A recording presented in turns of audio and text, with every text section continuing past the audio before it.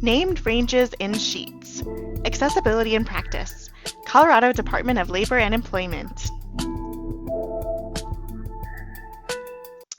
All right, we're going to talk about named ranges. Named ranges are really helpful for navigation for assistive technology users.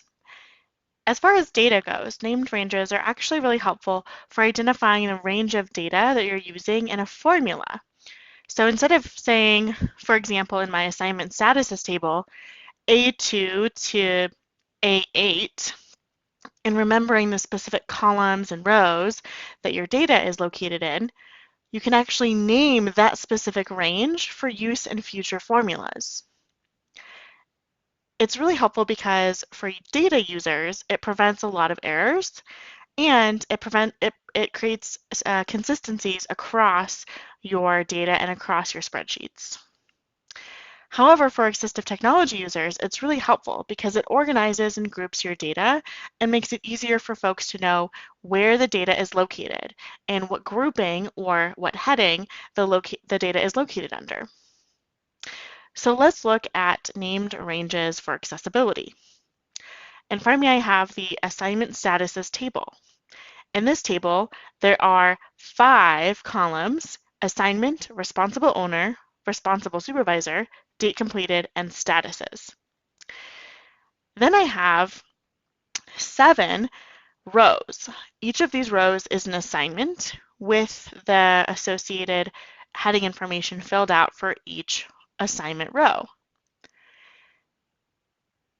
So what I will do is create first a named range for the headings. You can find name ranges by going to Data and then scrolling down to Named Ranges.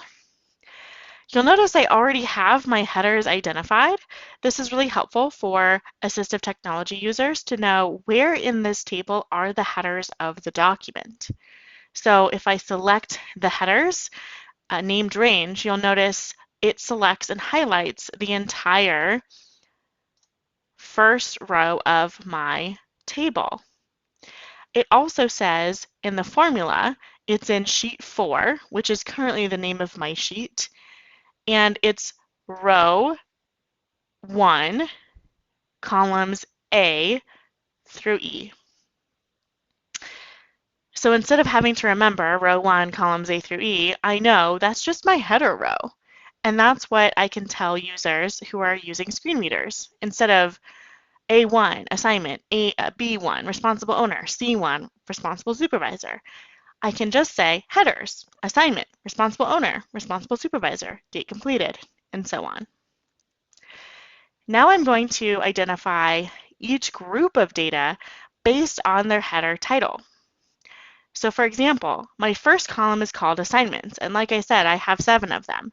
So I'm going to select my entire list of 7 assignment rows, and I'm going to select the Add Range button. Now it shows me that the named range 1 default name appears, but since I know what these are called, these are assignments, I'm just going to put the name assignment, which is associated with my header for that list. I also want to double check that I have my location correct. Yep, I'm in sheet 4, and it is column A, rows 2 through 8. Next, I'll just select Done, and now I have another named range.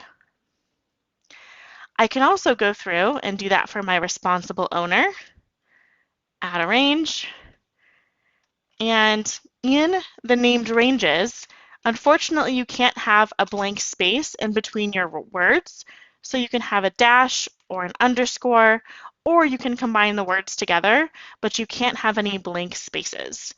So if I want to have responsible owner there, I would do responsible dash owner. Again, I'm going to confirm my location, sheet 4, B2 through 8, and select Done. Oh, specified range name is not valid. Let's try underscore. There we go, underscore worked. Now I'm going to try responsible supervisor. I could also just call this supervisor.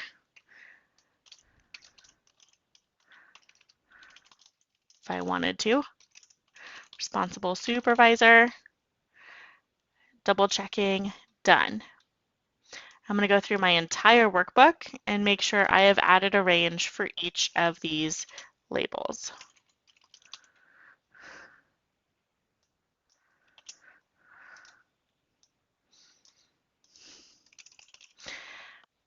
Note, you cannot have a named range over hidden columns or rows.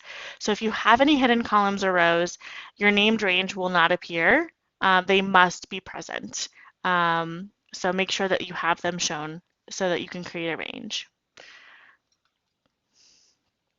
So now I have a range for my headers and for all of my rows that include my header titles.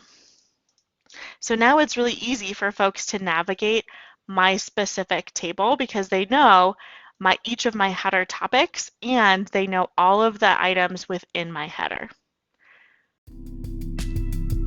Find more videos on our YouTube channel at CDLE_DLSS.